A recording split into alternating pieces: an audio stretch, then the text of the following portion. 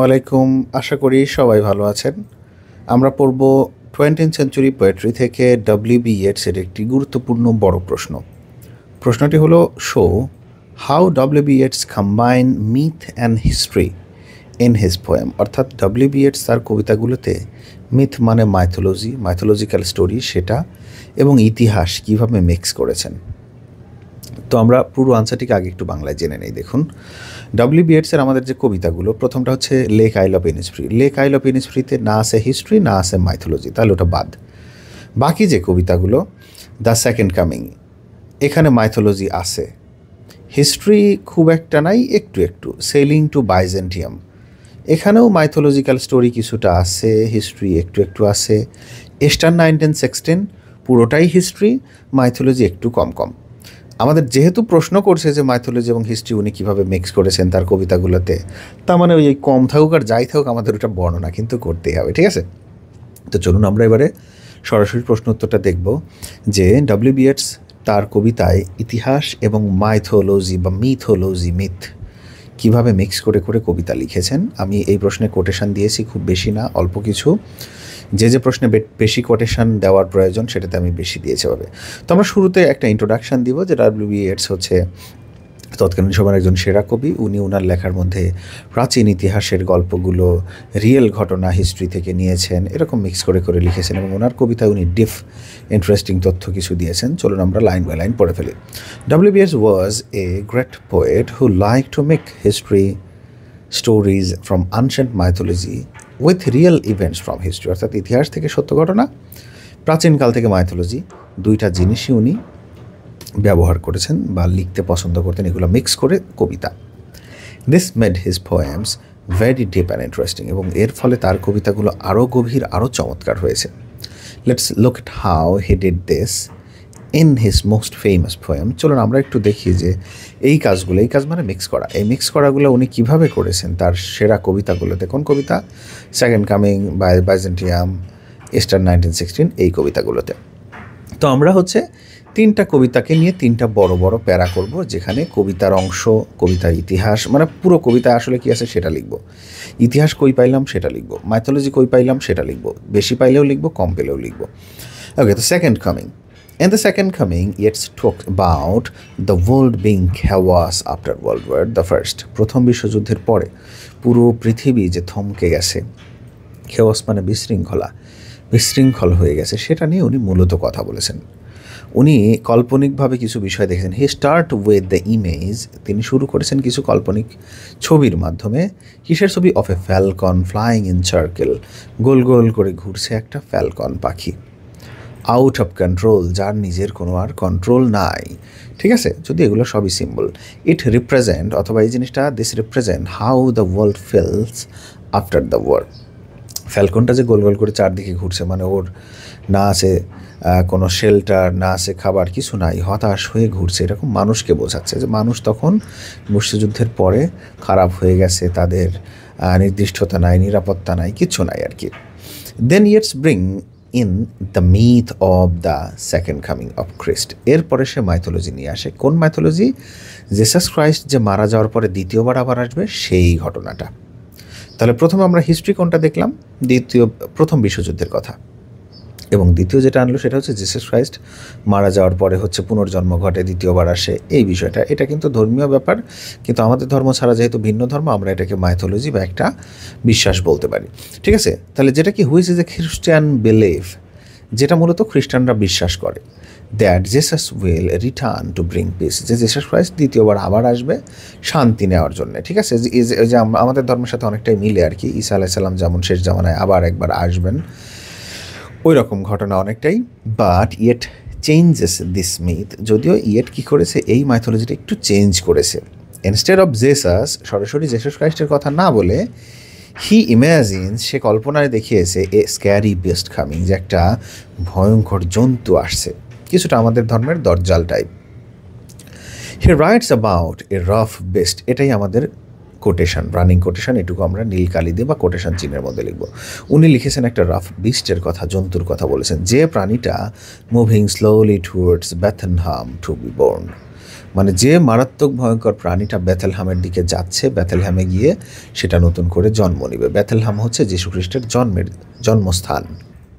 তারপর দেখুন, this mixture of a real event, the war, অর্থাৎ যুদ্ধ যে রিয়েল ইভেন্ট সেটা, অ্যান্ড দ্য মাইথোলজি বা myth the second coming make the poem very powerful. এই কবিতাটাকে কিন্তু আরও শক্তিশালী, আরও সুন্দর করছে এই মিক্সার জিনিসটা। It shows how Yeats fear that the world is heading towards more trouble instead of getting better. Yeats এখানে দেখিয়েছে যে যুদ্ধের পরে বর্তমান সিচুয়েশনে পৃথিবীটা ভালো, সুন্দর, শান্ত না হয়ে আরও বিপদের মধ্যে পড়তে যাচ্ছে। ঠিক আছে, তাহলে এই হলো আমাদের সেকেন্ড কামিং কবিতা, যে দ্বিতীয়বার আবার আসবে, এসে কী করে পাপাচারদের, অত্যাচার, খারাপ মানুষদেরকে শাস্তি দেওয়ার জন্য আসতেছে। দ্বিতীয়টা হচ্ছে দ্য সেলিং টু বাইজেন্টিয়াম, বাইজেন্টিয়ামে চলে যাব। In sailing to Byzantium Yeats talks about getting old, বৃদ্ধ হওয়া নিয়ে কথা বলেছেন। আর কি কথা বলেছেন? And wanting to escape the physical decay of ageing, যে বুড়ো হয়ে মানুষ যে বার্ধক্য চলে আসে, শারীরিকভাবে বৃদ্ধ হয়ে যায়, এই জিনিসটা উনি এসকেপ, পলাতে চেয়েছেন, এটা যেন না হয়ে যায়, সে বৃদ্ধ হতে চায় না, এরকম বিষয় নিয়ে কথাবার্তা বলেছেন। He mentioned Byzantium an ancient city for its rich and culture. Byzantium একটা শহর, প্রাচীন শহর, যে শহরটা আর্টের জন্য, কালচারের জন্য বিখ্যাত, এরকম একটা সিটির কথা উনি বলেছেন। দ্য পোয়েম স্টার্টস উইথ, কবিতাটা শুরুই করেছিল একটা লাইন দিয়ে, এটাই আমাদের কোটেশন, আমরা এটা নীল কালি দিয়ে লিখব বল পেন দিয়ে। That is no country for old man, বৃদ্ধ মানুষের জন্য এই দুনিয়াতে কোনো দেশ নেই। মিনিং, এর অর্থ হচ্ছে, meaning the real world is for the young and lively, অর্থাৎ বাস্তব দুনিয়াটা আসলে শক্তিশালী মানুষদের জন্য, যুবকদের জন্য, যাদের শক্তি আছে তাদের জন্য, ক্ষমতা আছে যাদের, তাদের জন্য। পরের প্যারা, Byzantium is not just a historical place. এই যে বাইজেন্টিয়াম শহরটার কথা বলছে, জায়গাটা, এটা শুধুমাত্র একটা ঐতিহাসিক জায়গা নয় মূলত ইয়েটসের জন্য। It became a mythical place where he can achieve eternal life through art. এটাই তার কাছে একটা মাইথোলজিক্যাল জায়গা, মিথিক্যাল জায়গা, যে জায়গাতে সে কী করতে পারবে, সে আর্ট সম্পর্কে জানতে পারবে, সে নিজে এটার্নাল লাইফ মানে অনন্ত জীবন বেঁচে থাকতে পারবে তার কল্পনার মাধ্যমে, শিল্পের মাধ্যমে। ঠিক আছে, এখানে অনেক আসলে সিম্বল ব্যবহার করা হয়েছে। এখানে যে এটার্নাল লাইফ, আজীবন বেঁচে থাকবো বলতে বোঝানো হয়েছে সে এমন কিছু আর্ট দেখবে, এমন কিছু আর্ট তৈরি করবে যেটা আজীবন বেঁচে থাকবে। আসলে মানুষ বেঁচে থাকে না। He imagine himself sailing the air, সে নিজেকে কল্পনা করছে যে আমি হচ্ছে সেইলিং মানে নৌকা বাইয়ে বাইয়ে চলে যাচ্ছি ওখানে, দেয়ার, ওখানে যাচ্ছে। And being transform into A golden bird, এবং কল্পনা করছে যে আমি হচ্ছে একটা স্বর্ণের পাখিতে পরিণত হয়ে যাচ্ছি। দ্যাট সিংস ফর এভার, যে পাখিটা আজীবন গান গাইবে। This blend of real historical city, এটা বাস্তব একটা ছোট্ট সিটির কথা, যে সিটি আসলে ছিল, এই জিনিসটা, এবং মিক্স করা হয়েছে কিসের সাথে? And a mythical vision of eternal life, এবং মাইথোলজিক্যাল কিছু ঘটনা, যেটা হচ্ছে অনন্তকাল। খ্রিস্টান ধর্ম বা অন্যান্য ধর্মের যে পুনর্জন্ম, পরকালটা বলবো না আমরা, পুনর্জন্মটা কিন্তু বোঝাচ্ছে আসলে কি, যে এটা মূলত হচ্ছে একটা এটার্নাল লাইফ বা অনন্তকাল, অনন্ত জীবন তাদেরকে দিচ্ছে, যেটা দেখায় show how Yeats desire to live forever through his art, যে তার শিল্পের মাধ্যমে ইয়েটস কীভাবে আজীবন বেঁচে থাকতে চায়, সারা জীবন বেঁচে থাকতে চায়, সেই বিষয়টা কিন্তু এখানে মূলত দেখানো হয়েছে। তো কিভাবে দেখানো হলো? এই যে তার একটা কাল্পনিক রাজ্যের মাধ্যমে, কাল্পনিক পাখি হওয়ার মাধ্যমে, আর্ট হওয়ার মাধ্যমে সে অনেক দিন বেঁচে থাকতে চায়। এটা হচ্ছে মাইথোলজিক্যাল বিশ্বাস। আর বাস্তব কোনটা? আসলে বাইজেন্টিয়াম একটা বাস্তব শহর। ঠিক আছে, পরের অংশ এস্টার 1916। এবারে এস্টার 1916 কবিতার কথা যদি বলি, এটা কিন্তু পুরোটাই মূলত আয়ারল্যান্ডের হিস্ট্রি।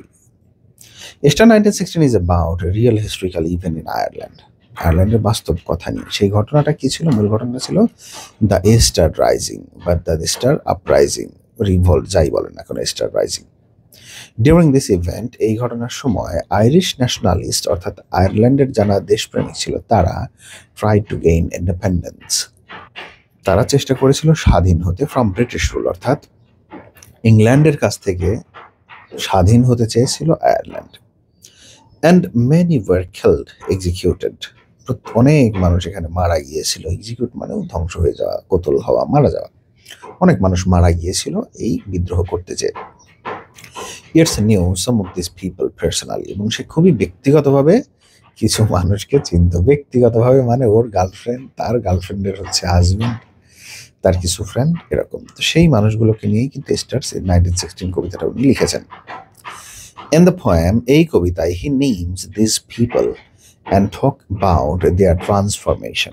ওই মানুষগুলোকে নিয়ে এই কবিতায় কথা বলছে, এবং এই যে পরিবর্তনটা, কিরকম পরিবর্তনটা, ওই মানুষগুলো নর্মাল মানুষ ছিল, তারা মারা গেল, কেউ কেউ হিরো হয়ে গেল, কেউ কেউ শহীদ হয়ে গেল, কেউ কেউ ধ্বংস হয়ে গেল। এই যে পরিবর্তন, সাধারণ মানুষের ট্রান্সফরমেশন, এটাকে নিয়ে কথা বলছে।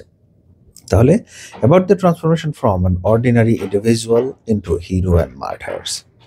সাধারণ মানুষ থেকে তারা, ইন্ডিভিজুয়াল বল ব্যক্তি, সাধারণ ব্যক্তি থেকে তারা হিরোতে পরিণত হয়ে গেল, মার্টার্স হিসেবে পরিণত হয়ে গেল।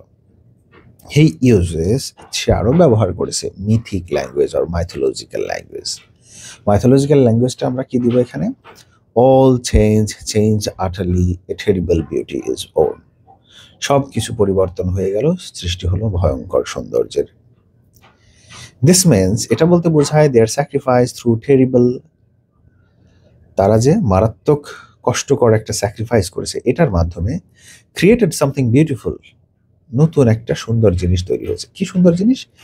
এ new sense of Irish identity, আয়ারল্যান্ডের একটা নতুন চিত্র। তাহলে by mixing the real history of Easter rising, Easter rising এর যে বাস্তব কথা সেটার সাথে, মানে ইতিহাসের সাথে, with the mythic idea of transformation through sacrifice, mythological একটা ইতিহাসে যে একটা ঘটনা ছিল যে বড় বড় স্যাক্রিফাইসের মাধ্যমেই সবকিছু নতুন করে জন্ম নেয়। এই দুটো জিনিস মিক্স করার মাধ্যমে ইয়েটস কি করেছে, এই কবিতাটাও চমৎকারভাবে লিখছে। Yet honours this heroes in a powerful way. এই মানুষগুলোকে ইয়েট কিন্তু খুবই খুবই সম্মান দেখিয়েছেন, ভিন্নভাবে লিখেছেন। এবারে আমরা সংক্ষেপে একটু লিখবো। By blending myth and history Yeats make his poem rich and layer. Layer মানে পরতে পরতে যার গভীরতা আছে। লেয়ার, চুলে যারা লেয়ার স্টাইল করেন বুঝবেন, ধাপে ধাপে। তাহলে মূলত স্টার 1916 কবিতাতে ইয়েটস কি করেছে, বাস্তব ইতিহাসের ঘটনা, সেটার সাথে মাইথোলজিক্যাল যে একটা আইডিয়া আছে যে মারাত্মক কিছু ঘটলে মারাত্মক কিছু সুন্দর হয়, এরকম একটা ধারণাকে মিক্স করেছেন। By blending myth and history, myth এবং হিস্ট্রিকে ব্লেন্ড করা, মিক্স করে, Yeats makes his poem rich and layered, উনি তার কবিতাকে মাল্টি লেয়ার্ড করেছেন, আরও সমৃদ্ধ করেছেন, ঠিক আছে। এবং readers can understand the historical context, historical ঘটনাটা মানুষ অবশ্যই পাঠকরা বুঝতে পারে, but they also find the deeper meaning in the myths. কিন্তু তাদেরকে কি করতে হবে? মাইথোলজির যে গভীর মেসেজগুলো সেগুলো খুঁজতে হবে। এর ফলে কি হয়েছে? This make this work timeless and relevant even today. এবং আজকের দিনেও এই কারণেই এই কবিতাগুলো সেরা হয়েছে। শুধুমাত্র যদি যুদ্ধ নিয়ে লিখে দিত তাহলে কিন্তু হইতো না। আর ওই যুদ্ধটাকেই উনি প্রেজেন্ট করেছেন, কিন্তু এমনভাবে প্রেজেন্ট করেছেন যে আজকের দিনে ফেমাস হওয়ার কারণে এই কবিতাটা আমরা পড়ছি। কনক্লুশনে গিয়ে কি লিখবো, পুরো বিষয়টাকে আমরা সামারি করে দিয়ে দিব। W B. Yeats was very skilled at mixing history and myth in his poems, অর্থাৎ সে খুবই দক্ষ ছিলেন কবিতার মধ্যে ইতিহাস, মাইথোলজি এগুলো মিক্স করে লিখতে, ঠিক আছে। The second coming he uses, in the second coming কবিতায় হি uses the myth of apocalypse to describe the chaos of the world after the World War the First, অর্থাৎ প্রথম বিশ্বযুদ্ধের পরে যে দুনিয়াটা আসছে, এই দুনিয়াটাকে, এই দুনিয়াটার ইতিহাসের সাথে উনি কি করেছেন, উনি হচ্ছে একটা মাইথোলজিক্যাল খেওয়াস, বিশৃঙ্খলার ঘটনার বর্ণনা দিয়েছেন, যেটার সাথে অনেকটা কিরকম মাইথোলজিটা, ওই যে কিয়ামতের দিনের সাথে আমরা যেরকম তুলনা করি, অনেকটা এরকম। সেলিং টু বাইজেন্টিয়ামে উনি কি করেছেন, হিস্ট্রিক্যাল একটা সিটির সাথে তুলনা করেছেন। Life through art, eternal life through art, আজীবন বেঁচে থাকবে আর্টের মাধ্যমে। And in star 1916 he uses mythic language to honour the Irish heroes, আয়ারল্যান্ডের হিরোদেরকে উনি সম্মান দিয়েছেন মাইথোলজির কিছু স্টাইলে, কিছু ভাষার মাধ্যমে অফ স্টার রাইজিংস, স্টার রাইজিংয়ে যে মানুষগুলো জীবন দিয়েছিল। অ্যান্ড দিস কম্বিনেশন, এবং এই কম্বিনেশনটা of myth and history, mythology এবং history, allow Yeats to express deep and complex ideas in the way. এই যে মিক্সিং যে আইডিয়াটা, নিঃসন্দেহে এটা গভীর আইডিয়া, জটিল আইডিয়া, এমনভাবে উনি এটা করেছেন that is powerful and lasting, যেটা অনেক শক্তিশালী কিছু লেখালেখি, এবং লাস্টিং মানে হচ্ছে এটা টিকে থাকে অনেক অনেক বছর ধরে। His poems continue to be meaningful, তার কবিতা আজকের দিনেও মিনিংফুল রয়েছে, অ্যান্ড থ্রট প্রভোকিং, এবং চিন্তার উদ্রেক তৈরি করে, চিন্তা করতে শেখায় মানুষকে। অফারিং ইনসাইটস এবং আমাদের ভাবতে শেখায় into both the past and human nature. অতীত নিয়ে ভাবতে শেখায়, মানুষের আচার আচরণ এগুলো নিয়েও ভাবতে শেখায়। তো এই ছিল আমাদের পুরো প্রশ্ন উত্তরটা। চলেন আমরা একটু আবার বাংলাতে আলোচনা করি পুরো আনসারটা নিয়ে। প্রশ্ন কি ছিল? ডব্লিউ.বি. yeats কিভাবে কম্বাইন করেছেন মিথ অ্যান্ড হিস্ট্রি। মিথ মানে হচ্ছে মাইথোলজিক্যাল বিশ্বাস, অতীতকালের পুরাতন যে গল্প যার কোনো রকম ভিত্তি নাই, যেটা বাস্তবেও সঠিক কিনা এরকম, ঠিক আছে? যেমন মনে করেন রামায়ণ মহাভারতের এই কথাগুলো, আমাদের ধর্মগুলোকে ভুলেও এটা বলতে যাবেন না, কারণ আমাদের ধর্মগুলোকে আমরা কিন্তু সবসময় বিশ্বাস করি যেগুলো ট্রুথ, সত্য। কিন্তু কিছু কিছু প্রাচীন ধর্মের গ্রিক মাইথোলজি রয়েছে, চাইনিজ মাইথোলজি রয়েছে, সেগুলোকে বলা হচ্ছে মানে বিশ্বাস করা হয় যে অমুক অমুক ঘটেছিল, এর কোনো গ্যারান্টি নাই। আর হিস্ট্রি তো ইতিহাস, আমরা জানি। এই দুইটা জিনিসের ঘটনাকে উনি কীভাবে মিক্স করেছেন। শুরুতে আমরা হচ্ছে সে একজন ভালো রাইটার, মিক্সিং টাইপের কবিতায় লেখা উনি দক্ষ, এই টাইপের একটা ইন্ট্রোডাকশন দিব। সেকেন্ড কামিং কবিতায় উনি লিখবো হচ্ছে যে তিনি হচ্ছে ওয়ার্ল্ড ওয়ার নিয়ে যে ইতিহাসটা সেটা নিয়ে উনি লেখালেখি করেছেন, এবং মাইথোলজিক্যাল একটা ঘটনাকে উনি নিয়ে আসছেন যে জেসাস ক্রাইস্টের যেরকম একটা বিশ্বাস ছিল খ্রিস্টানদের যে জেসাস ক্রাইস্ট আবার নতুন করে আসবে, সেটাকে না আসার কথা বলে উনি বলছে যে একটা মারাত্মক ভয়ঙ্কর প্রাণী আসবে পৃথিবীকে ধ্বংস করে চুরমার করে সব কিছু ঠিক করে দেওয়ার জন্য, সব কিছু ধ্বংস করে দেওয়ার জন্য, ঠিক আছে? সেটাকে বলা হচ্ছে রাফ বেস্ট। তারপর কি সেলিং টু বাইজেন্টিয়ামে আমরা বলতে পারি যে উনি মূলত হচ্ছে বাইজেন্টিয়াম যে শহরটার কথা বলছে, এটা মূলত হিস্ট্রিক্যাল একটা প্রাচীন শহর। আবার এই শহরের মধ্যে উনি কিন্তু নিজে নিজে মাইথোলজি তৈরি করে ঢুকিয়ে দিয়েছে, ঠিক আছে? যেমন কবিতার শুরুর দিকে হচ্ছে উনি এমন একটা লাইন দিয়েছেন যে যেখানে বোঝাচ্ছেন যে এই দুনিয়াটা হচ্ছে বুড়া মানুষের জন্য নয়, ঠিক আছে? এবং এই জায়গাটাকে উনি পরবর্তীতে কল্পনায় মাইথোলজিক্যাল একটা জায়গা তৈরি করেছেন, যে এই জায়গাটা মূলত হচ্ছে আর্টের জায়গা, যেখানে গেলে আর্ট করে মানুষ আজীবন বেঁচে থাকতে পারে, এরকম কিছু ধারণা দিয়েছেন। আরিস্টার 1916 কবিতায় আয়ারল্যান্ডের বাস্তব ইতিহাস, যুদ্ধের ইতিহাসকে কেন্দ্র করে উনি লিখেছেন। তবে এই লেখালেখির মধ্যেও এই যে মৃত মানুষগুলোকে যে উনি সম্মান দিয়েছেন, লেখার স্টাইলটা, তার মধ্যে মাইথোলজিক্যাল বেশ কিছু উদ্ধৃতি ঘটনা আমরা পাই। যেমন একটা স্টাইল পাই হচ্ছে all change utterly a terrible beauty is born, ঠিক আছে? এখানে আসলে অনেক অনেক সিম্বলস আছে, সেগুলো নিয়ে আর কথা বললাম না। জিসাস ক্রাইস্টের মৃত্যু বা স্যাক্রিফাইসের ফলে, তারপর হচ্ছে আদম আলাইসাল্লাম, খ্রিস্টান ধর্মে এটা কিছু কিছু আছে, ওরা বলে যে অ্যাডামের স্যাক্রিফাইস, অ্যাডামের ভুল, সেগুলোর ফল আমরা ইত্যাদি ইত্যাদি এরকম বোঝায়।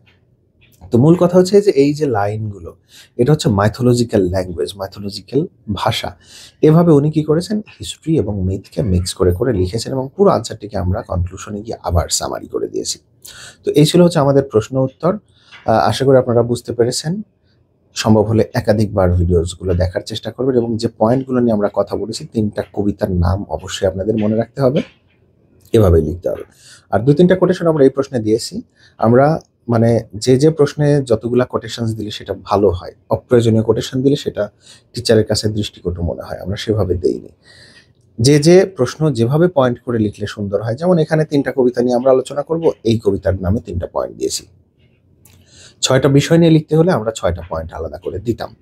যদি দেখি যে না, এমন একটা প্রশ্ন করা হয়েছে যেটা পয়েন্ট লেখার মতো না, সেটাতে আমরা পয়েন্ট করি না, ঠিক আছে? তাই আমাদেরকে নিঃসন্দেহে ভরসা করতে পারেন। ভালো থাকবেন সবাই, আল্লাহ হাফিজ।